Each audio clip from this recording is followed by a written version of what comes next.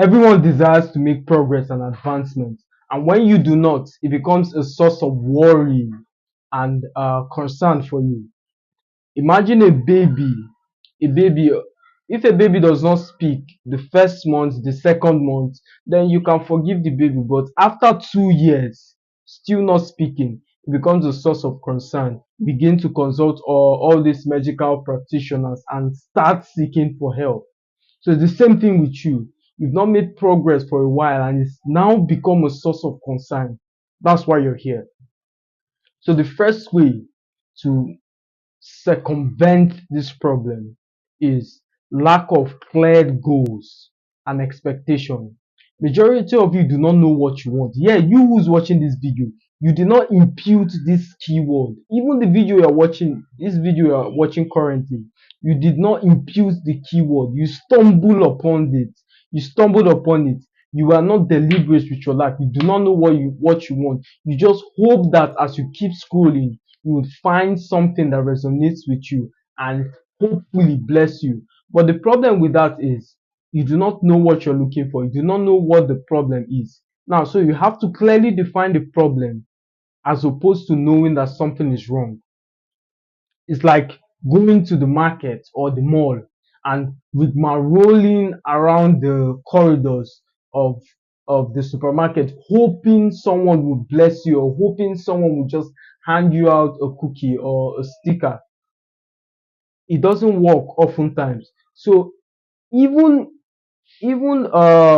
women, for instance, when they go for grocery shopping, they make a comprehensive list of what they want. Sometimes when they get there, they have to revise it as a result of inflationary prices or some other events. But usually they go with a comprehensive list. So you who is going to the marketplace of life without a list of what you want, chances are excellent that you end up depleted because you do not know what you want, you do not know how to spend what you currently have.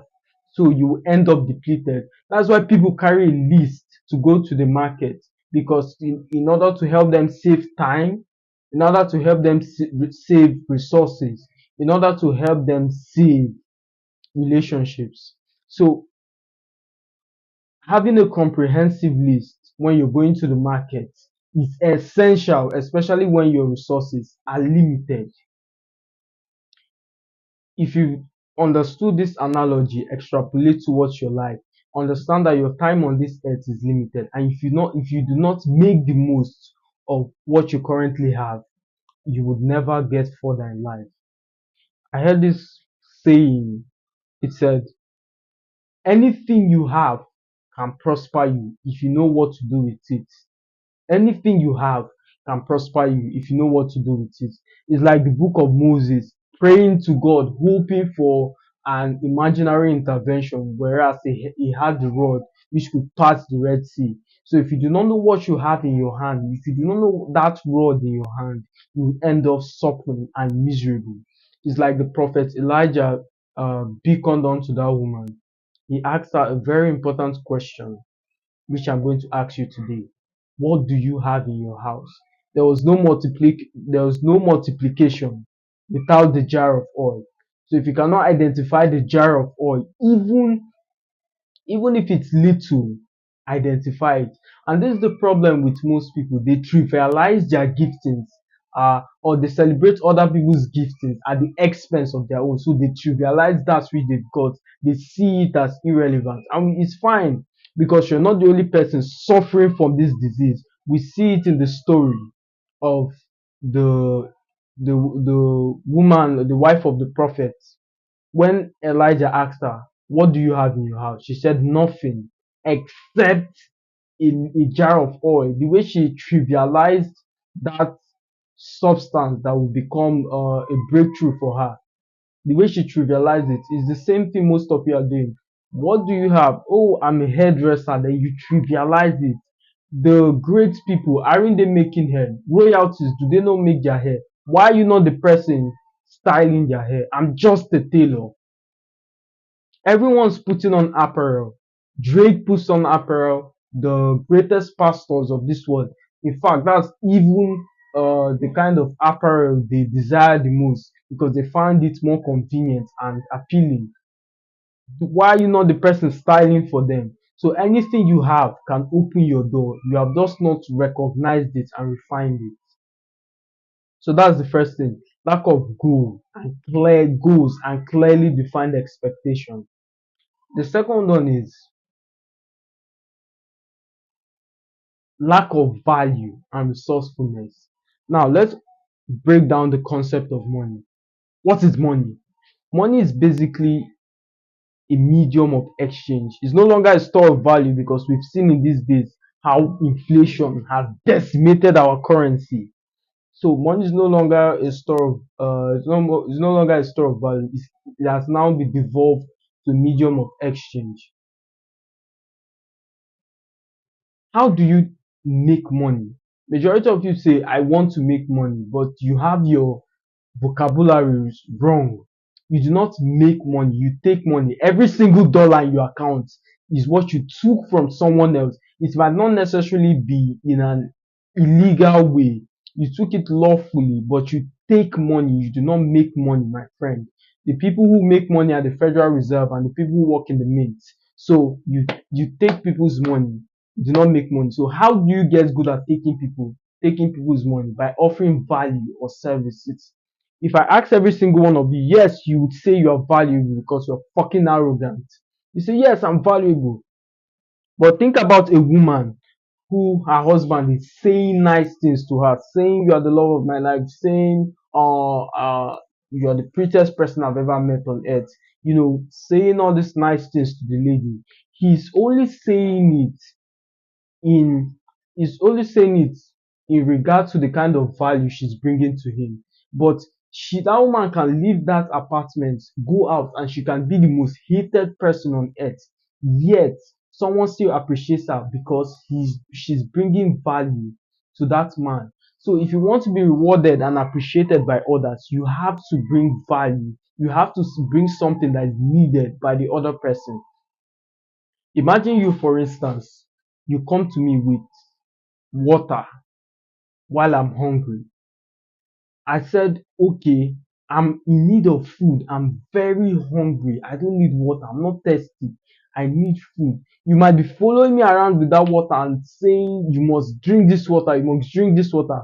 But the reality of it is, it's only till someone says, I have food, then my attention goes to my area of need because that's what I need. So you can have the most chilled water, but if that's not what I want, you're never going to get appreciated by me. So majority of you, the problem is not what you have to offer. The problem is like you are in the wrong audience.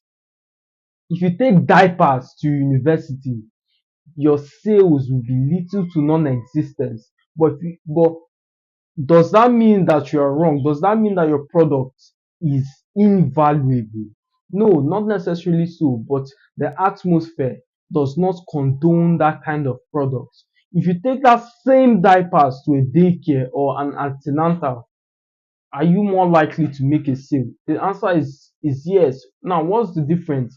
The product is still the same, but the difference is that the environment and the people you're serving change. So, majority of you should identify your target audience, identify people who need that you carry, what which you carry, and you'll be fine. So that's the second one. Value and resourcefulness. First, you have to be valuable. First, you need to cultivate yourself up onto the point where you have diapers to offer before you start looking for the kind of people who are able to reward you. Take the story of Joseph, for instance. He was in prison interpreting the dreams of the wine presser, the baker. But he still remained in that prison because the king had not heard of him. So as long as the king did not send for him, he still remained in that prison. So when he interpreted the dream of the king of Pharaoh, what changed? I mean, it's the same person is the same gifting, is the same ability to interpret dreams. But what changed is the audience. What changed is the kind of person he served. And in one day, he was lifted overnight. This is what you should seek to do.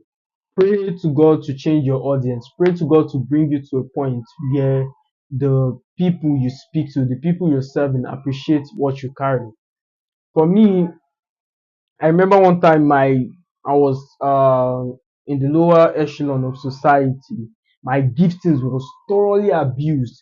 People trivialize what I have. People trivialize my communication skills. People trivialize every single thing I have to offer. But as soon as I changed my environment and I began serving people, you see, one thing about serving people is once you are in the audience that you are meant to serve, they would almost worship that gifting that was once trivialized.